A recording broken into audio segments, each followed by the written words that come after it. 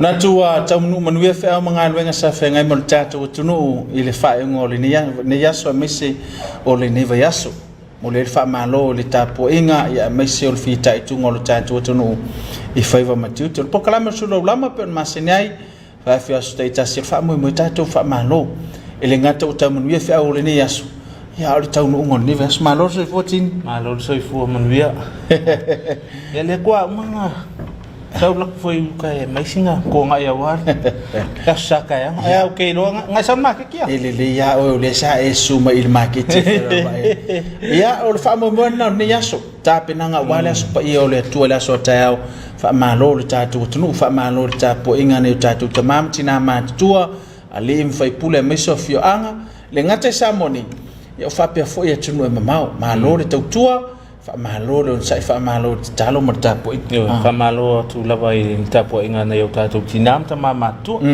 ape foi na yo tato ma tu pensione malo lo mal ngal wenga malo le fitai tunga malo le talo fa fitai le Tapuaiga wa la tu yo lo fa le o la tu yo lo pol falama yo la mula ya wale Tapuaiga o fe au ngal wenga le tunu ya malo fa fitai le tu lo mo pelo tu soifua ya maisole ne ya so fa popo ya so telo tatu bola ya fa malo foi no yo tatu tamam tina ma tu ma pu fangalele me se foi mota malawa ya fa malo fa ftai ya o fa malo Tapuaiga la foi ngalwenga tofele tua so se fata fai taulanga wa manuia fai vole ne ya so sa fenga mele tunu fa malo ita yo tatu malo ya me so mtanga lwenga o business company me se la vene tatu paanga pe na ile MC o mele SOS ilo lanto fo yang alelei fa malo to tua ya meso sociala ya o so se au nanga fa malo fo ila to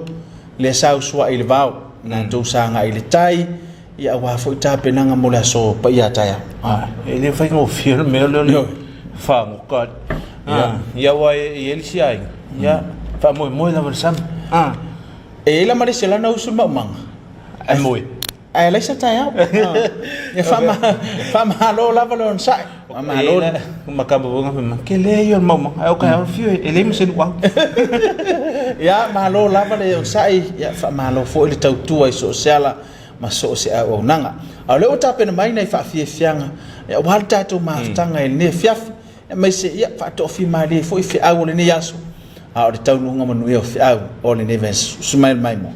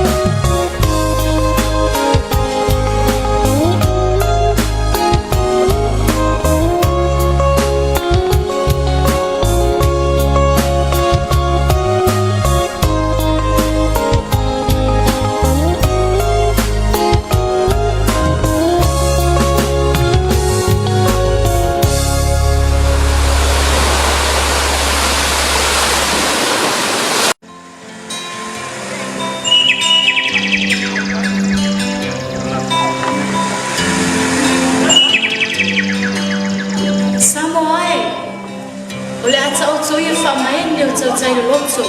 Hoko ia mausa. Awaile mawhatau ni maina i se whamatanama. Ai o sa whiwhinga le nei mo oelo watu mapele. E moni lawa e tele o tai au. Ai tasi lawa le tai au lea ua tatou sapi manene e ai. O le tai au o le tala le. O le tai au lea ua tasi ai tatou. Awasa tali ilani se ao lo malo. Samoa ai o le atua lea o lo wao ma lo whaapai. Sawia!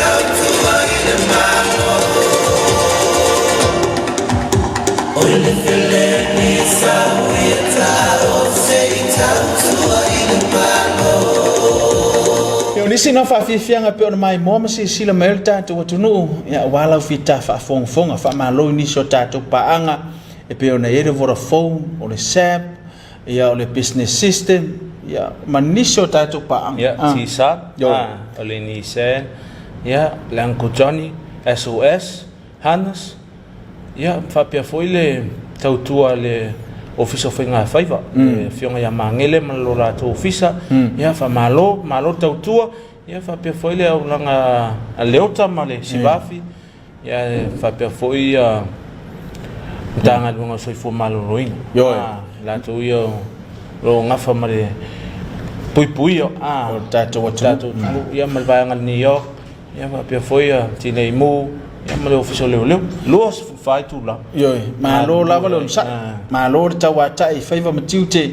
Ia sa whea ngai e rini aso. Wha moe nao le nipo kalami. Tātou wha malo le company va. Ia me se lo la tolo whea ngai ma le whilau ino le atunu o le vau polo masavai. Ia me se le sasi sile whai la uso ia whata ma. A se singa ma lo tu masunga tapuala. Nesa malanga i motel. Vai sala sa ia la uso. Ia malo lava nsa. Ma ia si tafaonga si uso. O le maua tu no penga tfailangi la uso ngai ka. O le aso ngafua talatu tae.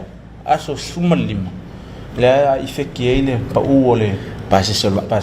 Le la pa u mal sulua tala, futala mo tanto matua. Malo. Ono tala le lima tala mo tamtiao. O le fo maua, o lawa effective le pa u ole lua supasene o le tonginga o la siaki fo ma. Farma. Malai. Lawa pa u la lo lua supasene. Rono winga le awa mata mali me suinga ia sa. Pion fata o tol manu lau tia si vang fa failo tula mai. Ia mo mole lava fa malo tato malo tau tua. Fa malo fo mana to lo failo tato tunu lo tape mai. Vivi ngole tu pespesenga fa lengang. Awal tato tape nanga mole tato tapuaiga.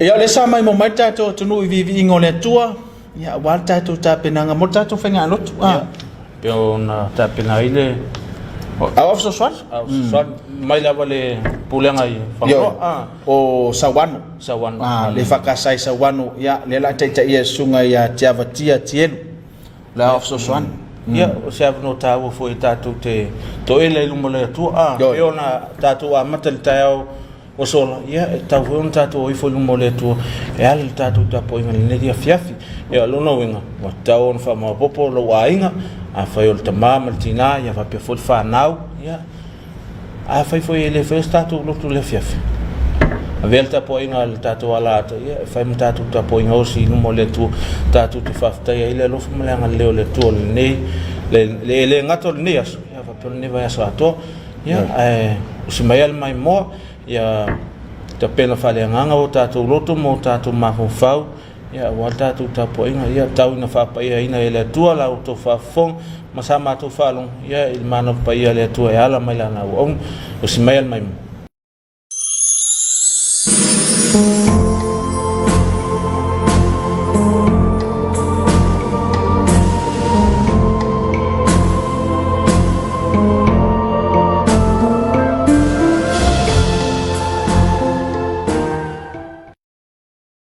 tātou tāpua i atu i rea tua le nei Afiafi. Tātou talo. Nea tua mamanai. Nea tua siri ese lava lawa fio. O lawa fio lava o lea tua e tau ona whane ne ina. A wai te tau lava i lawa fio le vi inga o te whamanu ma le whane tanga. O mātou atu e uluma nei tu la Afiafi. Whafo i le vi inga ma le whawhitai lawa fio lo mātou ta maa. E panga lava lea lo mātou atua, mātou te langona lava lo mātou vai.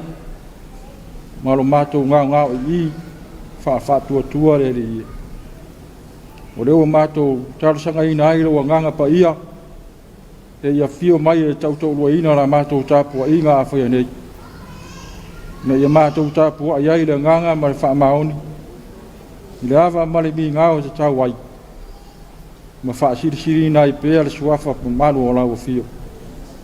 E ala ia Yesu ke viso lo mātou rii, ma lo mātou whaola. Amen.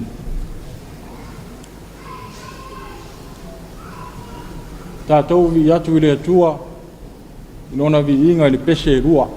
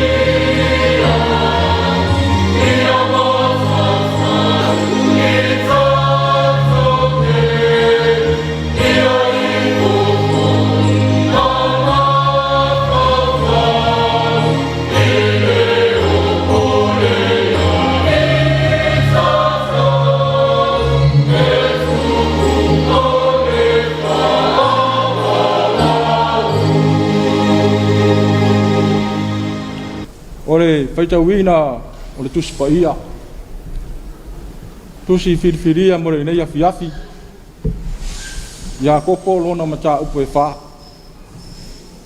ia mata mai le whai tau le whai upu e sifun mal tōru se ia whaangata mai le whai upu e sifun mal fitu wa fionga pa ia ro tātou atua whauta mai a o tau o e whai ane o lea so po a tae ao tātou te o atu ai le ai po le tasi a ai mano nofo ai le tau sanga e tasi ma whaatau ma mau ai o loa ai le loa o tau se me tupu a tae ao a wā pe se alo o tau ola o le pua o lava lea wari ali mai se tu aso i titi o na mau ai lea ai te tau ono o tau whaapea a fina ngalo i ai le ri tātou te ola ai ma tātou whaia lea mea ma lea mea a o le nei o tau mita mita ia o tau upu wha mawarunga e le angara mita mita wha pēnā malava o le nei o le wai loa e whaile mele lei ai le whaia o le anga sala lea ia te ia ni wha manuia mai le atua o tātou whaitau ma wha longolongo i ana fionga pa ia tu mau ia te ia le vi inga ma le mamalu nei se ia o le wha wawau amen o le launga le suafa mamalu o le atua le tamā le alo ma le nganga pa ia amen o mauan matua ma le tusi sa whaitauina ia kopo lona mata upo e wha a ua filifili e whai upo sifun ma le lima e whai ma matua o le au whaitauina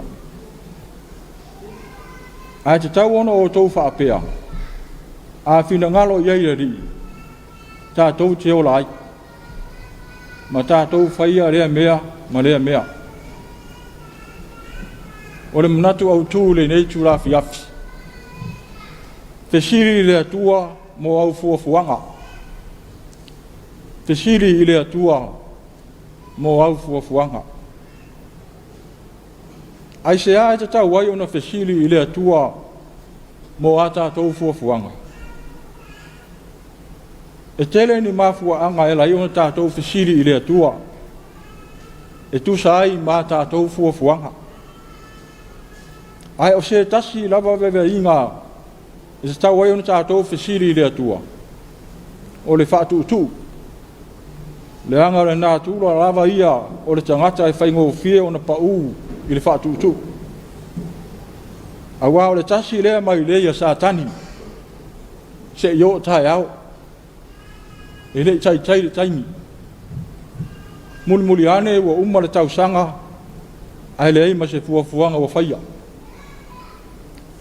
o le tāua la o le ngā luwe whaatasi ma le atua ma tu a tātou fuafuanga le atua ona o ia na te wha maalosi ma whaalosi tele i tātou na te au maia le maalosi whaafauina ma le anga waa ina ia taunu manu ia ai o tātou wha moe moenga le lei uma a le mea tupu ia tātou pe a tātou le fuafua whaatasi ma le atua pe tātou te le fesili fo i le atua e au ai mai a tātou fuafuanga e iei le teime e fiu ai tamu whai ai le fua mai a tātou tamu whainga oso ane fo i se isi tamu whainga ai le tari mai fo o se isi ona whao punga whainga o fie e le hiu le taunu unga fuafuanga pe a le au ai le atua e tu sa lava pe o tele ni a tātou a wala e whaatino ai e le au ngā a wā na o le atua na te mawhai o na pui pui whaatau nuu ma mau ailo tātou mautinoa ia tātou fuafuanga e fia whai o le whamamafa ia kopo le tusi sa vaitauina o loo iai lea i se vaenga le whai upa si fururima a fina ngalo iai le atua o le manato ia kopo e le ai lava se fuafuanga e taunu manuia se ilonga I fina ngalo iai le atua. O lona winga, tusa lava fo I pefe ngata se fuafuanga. I taunu le lei ma manuia, ona ua fina ngalo iai le atua. Lia tio fo I fai mai le fai salamo. A le tina e le ali le fale. E ngaru rua I fua I la tau e atia. O le wha availe na wha matau bu siri siri. O so se fuafuanga tātou te whaia. A wā fo I wa tātou wha alongo so o I la unga. Ai mese lava pe ai manuia se fuafuanga.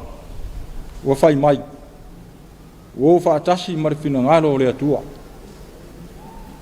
O le manuia po le manuia se fuafuanga. E wha lango le fina ngalo le atua. A o le fina ngalo le atua mo I tātou ina yasu. Wa awala mai le soani ma le musunga lona ngapa ia. O lona winga. E mawhai on awala mai le fina ngalo le atua. So se tasi musu ia e le ngapa ia. E peio se fautuanga matua. Se wha malo si au o le whaife au ma le wharetua. Se musu mai o se tamā po se tina matua. Se fisosoani po se whaatupu manatu o le whanau. Po sa uofo. Ia po se manatu foi. E o ane ia te oe. Ina ua teles taimi o e te talo. Matu watu wai le atua au fuafuanga. Lona winga. E tā ua tele lo tātou whaatau a ino manatu. Ma whautuanga tangata uma. A wā waina I loa o sea whaamalo si au. E mai le nganga o le atua. Ma le isi mea. E tā ua whoiro tātou ono sa.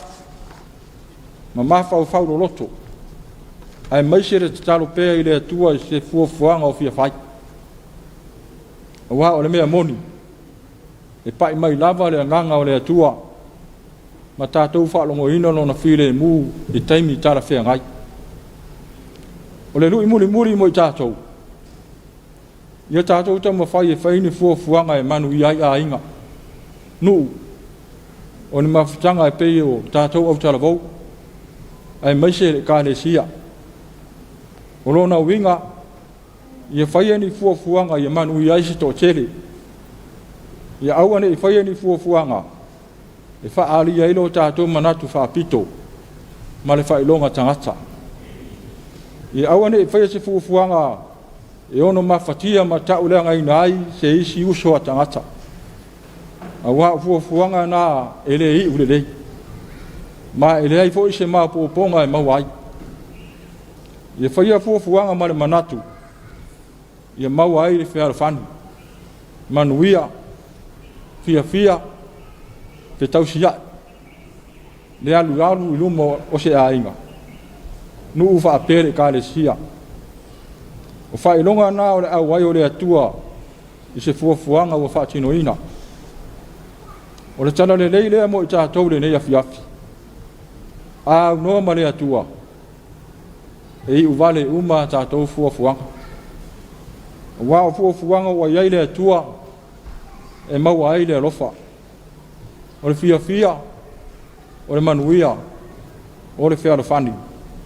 O le whaatua. O le loto tele. Ma le maa losi whaafauina. Ma le mafuanga le nā te tawai lava o na tātou whesili I le atua. E tusa ai ma tātou fuafuanga. A wā o le atua lava. Na te au maia le tali lei. Mo a tātou wha moenga umma. O te manatu o le toa tele o tātou. E ui ina o le a whai malo ronga le nei fo I Afiafi o sau. Ai o loo mamafa lava fo I ni fuafuanga o I ai ilona fina ngalo. A wale manu I alu lumo o whanau.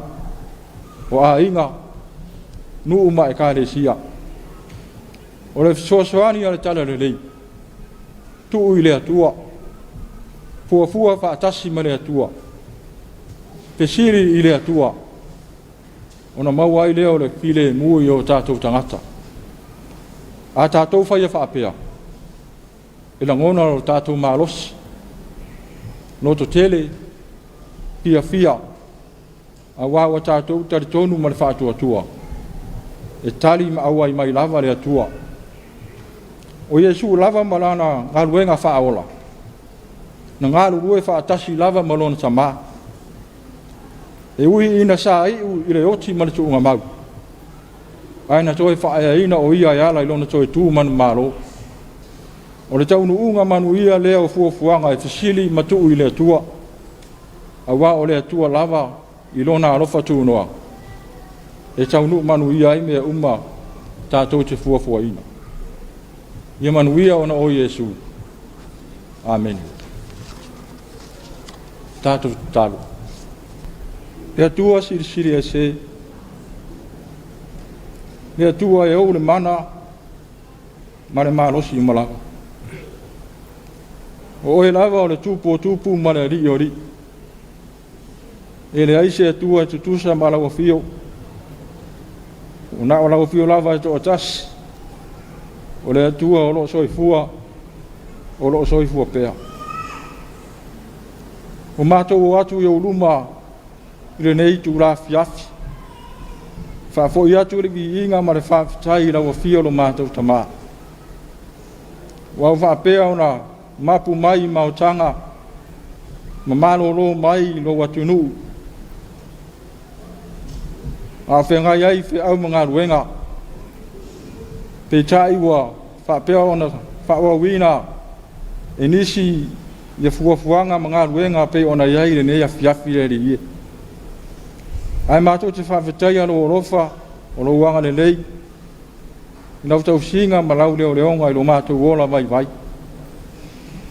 wa mātou te tari tonu sa mātou iai whaatasi ma puapua ngā o whaingatā o le mariu ma le oti iai mātou i so siala sa mātou iai whawhetai le atua wa le ai lava se mala ea whea ai lo mātou atunu te ia uria mai le nei tu la Afiafi mātou whawhetai le atua le ola ma le malosi fo ai mai no whapeo na whātaunu ina ai ma whātiunu ina ai o mātou tiute o wheau ma wala uina ese ua e te tofi ina ai mātou te ngānuru ai mātou whawhetai le atua i lo nganga pa ia no sosoani mai pēa ia i mātou ma tautau loa ina no mātou vai ma mai a fōi le mālosi a le loto tere ia i mātou te atua i le fili ma na whaasosonga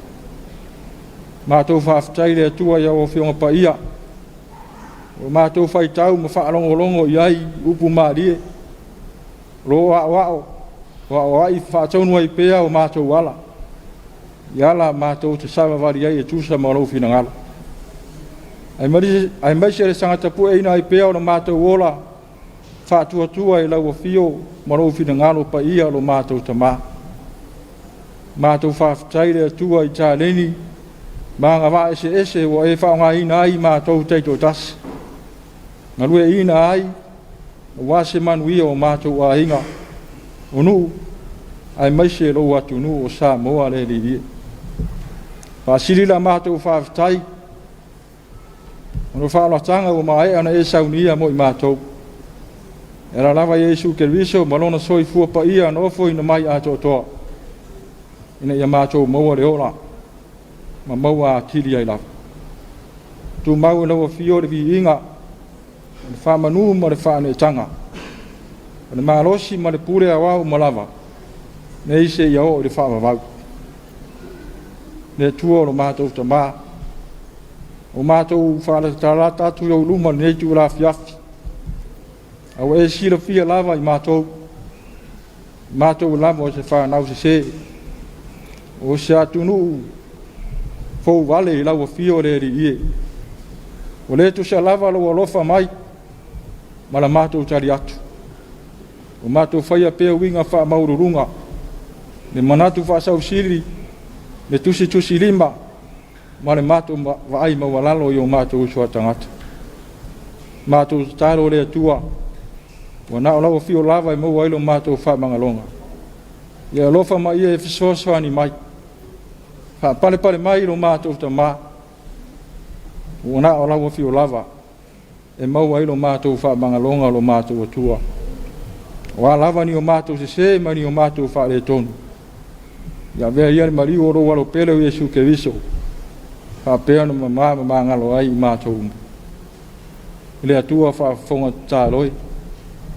Mātou watu pei o luma nei tu la Afiafi. Se ia lofa mai whaamanuia mai se o mātou atunu. Whaamanuia i tai o le atunu. Tai o le malo. Tai o ka le sia. O nuu maa inga le ri ia iai le manuia o lau fio o mātou tama. Mātou talo le atua. Wa ngātu fo i lau lo atu nuu. Whai ngā malo longa le nei Afiafi.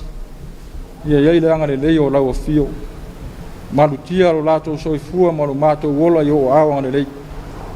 Mātou aulia la sa fau o mua. Tu mau pea lo walofa iai mātou.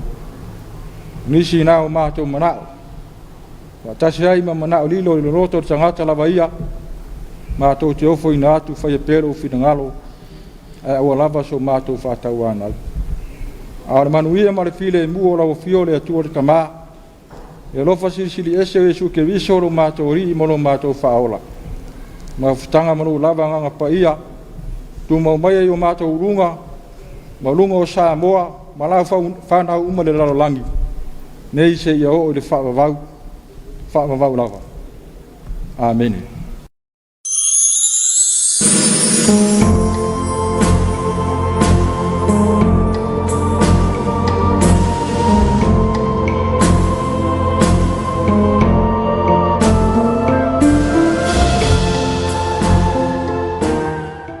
Wa whaafonga langi le tātou taulanga osi ma le taulanga whaafitai. Pe on taita ia i tātou e le sunga la fsosani a te avatia tielu.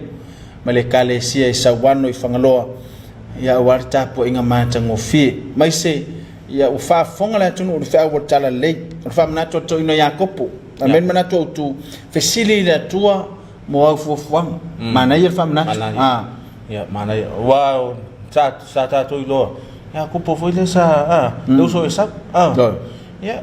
Sa tu lo e lona uso le ita male ia sa fesili la vai le tua ta pena le tua o le ta ua no tangata e pi mau pi mau le tua ta ua vatu saunoanga ta ua famna tolni e longo fia tangata e le fesili le tua ia e le tau nu se tau lunga manuia ia tono famna ta ua le afu fuanga mai se le ngata o le matango le niva yaso ia e mai so le nava yaso le a savalia le tatu tunu wa fo info fanga fa ata oto mo le fa ingo ni tausa fesili le tua ia e tau no manu e fa ftai mon fa manatu tatu tofi a wale tatu savalinga fa fatu tu le tape na mai ia ni so fa fi fianga fa le ngang south plan talvo tau ai fi au o le tala le smile mai mo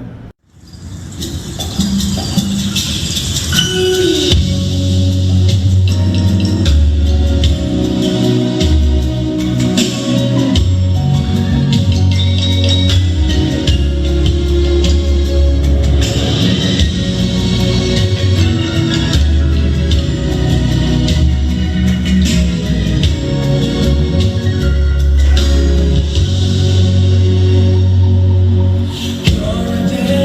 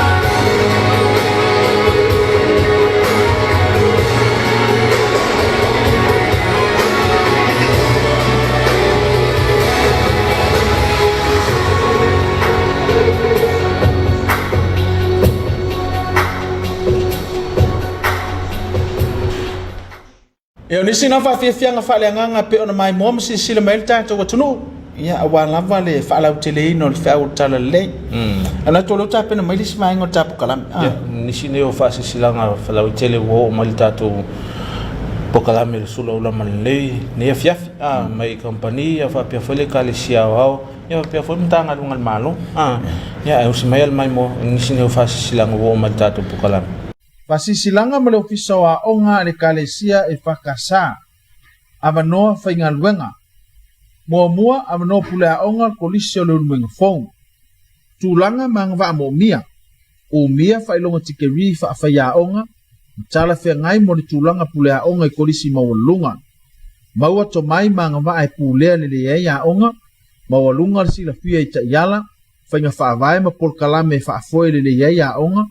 5 tau sanga lue faya o ngai, malama-lama ili si o manga wa onga ma faya, maisi matafa yoi po au onanga, fa maoni mamata alia i au walai au siai manulau ti, o a onga ma fisuya inga tala fea ngai, ia fatu mawina lelelei o a onga, fa taua le vafea loa i mar komiti o a onga, ia lelei le anganuu, matau le fa au tautanga ili matai sili, ia la inga luenga fa misiona ia onga le kalesia. Lua, o avanoa faiaonga. Mol koliso papauta, faiaonga mol mtau por food, textile, technology. Mol koliso tua civi, faiaonga mol mtau por accounting, mal business studies. Faiaonga mol English, faiaonga mol mathematics, faiaonga lungana Samoa, mal religion knowledge, mol faiaonga mol visual arts. Koliso malua fou, faiaonga mol food, textile and technology. Koliso lelumenga fou, faiaonga mol English, mol faiaonga history. Koliso no sala, faiaonga mal English, faiaonga mal social science, mal history. Aonga tusiata le fakasa, faiaonga mal English communication. Tulanga mo umia, ya umia failonga tikeri fa apitoi mta upua oina. Maava noa fainga luenga umo umia. Ya umia se tusipasi fa faiaonga.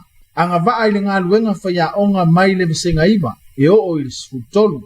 Anga vaa isinga luenga fa upopo. Ina ia usia ta iala wa onga. Tolu, avanoa fainga luenga lango.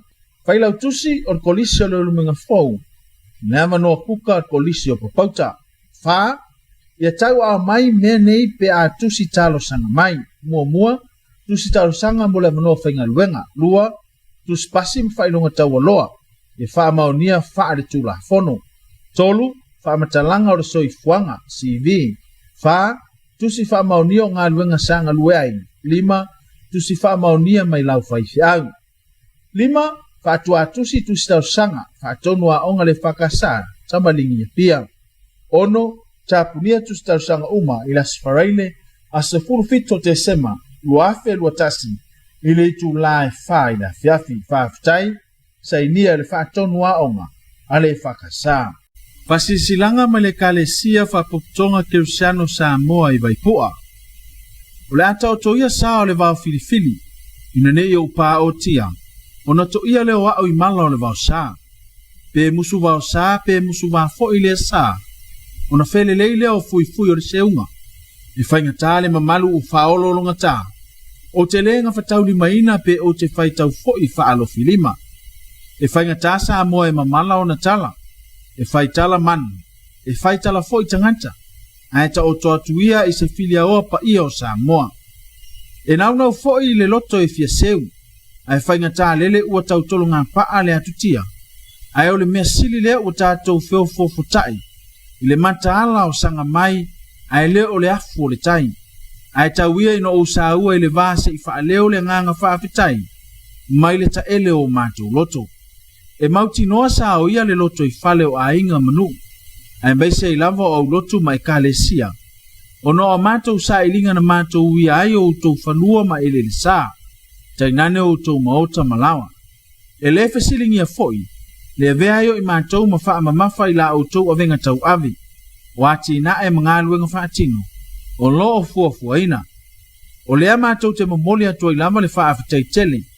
Ia utou sunga i toi ina ma faletua. Sunga i whaafiangainga mawhalitua, a whionga i sea mawhalitua, tausi matanga aluenga mawhalitua, a whionga i te akono mawhaipule, le paia ma le mamalu o Samoa, o le whanau le atua i Samoa nei matunu e mamau. o i latou uma na agalelei malolofa mai a matou saʻiliga i so o se ala lava faafetai te lama o lo outou maau ma lo outou milosia o outou faafatu atia ma nono iai ona o lo outou amanaʻia o lenei aulotu 5 vaivai e lē o auaoa le lagi le silafaga ati a lo tatou mataisili o la outou taulaga osi na avaga 5 aʻi i matou auā le fausiaina o le fatafaitaulaga o le mauga o le atua auā o siga taulaga ma tapuaʻiga lenei aulotu ma lenei nuu o lea ua tu le failā o lea ua taulau o le faamoemoe o la tatou taulaga fai faatasi lava lea o la matou faatoga mamata i le atua o le ana manuia mo i tatou uma ia lolou ifo lona lagi ma liligi ifo ona manuia i outou ao i outou maota malaoa atoa ai ma outou pā ia faamanuia le atua i lo outou paia ma lo outou mamalu i tiu te mafai vaeseese ua totofi ai lo outou soifua faamanuia le atua ia kalesia ma faalaputoga ia tinaʻe ma galuega o punoaʻi ai faamanuia tele le atua ia Samoa agalelei faafetai lava sainia le suga le faafegaiga ma le paia o le kalesia e fakasā i vaipua faasisilaga me le ofisa o le failautusi aoao le kalesia faapotoga Kristiano Samoa tauafoga e faasilasila faaaloalo atu ua manoa nei mo tauafoga leipa only galuega nei e pei ona taʻua i nalo Charles o le fale centenary pa i luma o le auala i le ulumoiga fou vaa i le fale mataaga galuega faalelei e le polisi inu ausala faapea ma galuega faalelei e le fale fono i malua mo nisi faamatalaga e uiga i galuega faamolemole faafesootaʻi le susuga iā tauā latulomi i le telefoni fitupituono valuono fitufitu e manaʻomia le tuuina mai o tauafoga uma a o leʻi maeʻa le vaeaso lenei ma e faatuatusi uma tauafoga i le susuga i le failautusi aoao o ofisa tututonu e fakasā i tamalini e pia faafetai sainia e vavatautau fao failautusi aoao le fakasā. Notice from the Office of the Clerk of the Legislative Assembly, Parliamentary Youth Program, Tuesday and Wednesday, 14-15 of December 2021. The Office of the Clerk of the Legislative Assembly, in partnership with the United States of America Embassy Office in Apia, will be hosting a Parliamentary Youth Program on Tuesday the 14th and Wednesday the 15th of December 2021 at the Parliamentary Precinct in Mulino'o. The Parliamentary Youth Program aims to inform youth participants about the inherent functions of Parliament, the role of members of Parliament, and the functions of parliamentary committees. Participants will also have the opportunity to observe parliamentary proceedings. There are 150 openings for participants between the ages of 18 to 45 to attend the 2-day program to be held on Tuesday the 14th and Wednesday the 15th of December 2021 at the Moto Tofilau Eti Alessana building in Mulino'o at 8 a.m. Participants wishing to attend the Parliamentary Youth Program are requested to contact the Office of the Clerk of the Legislative Assembly to obtain a registration application, and for further details on participation requirements, please contact Tupua Siosi Fuifui, Le Malu Ruta Masina Lupe, or Mele Malama Lofi Papali'i of the Community Relations Services Divisions on telephone 21811 or 21812, or email tupua.fuifui@parliament.ws or ruta.masinalupe@parliament.ws or mele.papali'i@parliament.ws. Thank you, signed by Leatisa Witime Tala, General Secretary, Office of the Clerk of the Legislative Assembly. Ia faafetai le official mafutaga o tina mo le tatou pese matagofia ua lofai latou faamanatuina soifua e o maua i faanoanoaga faamafanafana le atua manatou lou tatou seʻi mai taualuga o le tatou pukalami matou tatalo tautuanā le saoga lemu e maisi o le faaiʻuga o lenei vaiaso ia tautuanā e tau lava ona e alu le lotu ata a faitagofia le ava malosi fai ma le fautau taaua le tago le ava le taavale ia maua le saoga lemu ia ua tapuaʻiga i le aso ataea ma le matou tatalo tapenaina faaleagaga i le atua le tatou atunuu tatou te ulufale i lona malumalu tapuaʻi ae mo le agaga faafetaitele a tatou sponsors mo le atu le agaga faafetai le matagaluega pisinisi ala manuia ma leipa ia faapea foi kampania le SOS latou tautua faifai pea mai se le au na tu sa o to tato pa ma Suluaulama i le Afiafi ma le Afiafi le o sau no le so fe au ia o le fautuanga masani tautua na sa mo le mu e te oti sa a foi o tau fiela malo sine Afiafi le pe asu le lo mauta mo la e tau ma fai fa malo sting ia a le forne no mo le to ia lo faanga ia me famnianga e si o mato tanga luanga i sa pasa leang ia wan mato foi ngata ulanga las fota e foi ngata ulanga las fota ia ia manu ia tele le foi ngata ulanga ave maloto ato ave maloto mali ia malo lava lon sai ia miso mato mo ngalo fana ia miso fa manuanga mo naimtanga luenga le fata utai ata la to foi ngata ulanga e pe on fata o toi fuanga le kalesia fa aftai sa mo ila mai manga le ngate sa monei au fa pe foi atunu e mama so staff ke lope o lo e ma o mele tautua ma le unanga le fakasa TV a fa o sala sa matunga ngana fa mangalo so matu waleu tatu to filwa e nava yaso e manu tele ne asto na i mal fa ngol neva yaso manu le alo atu tapo inga tayao so ifo fa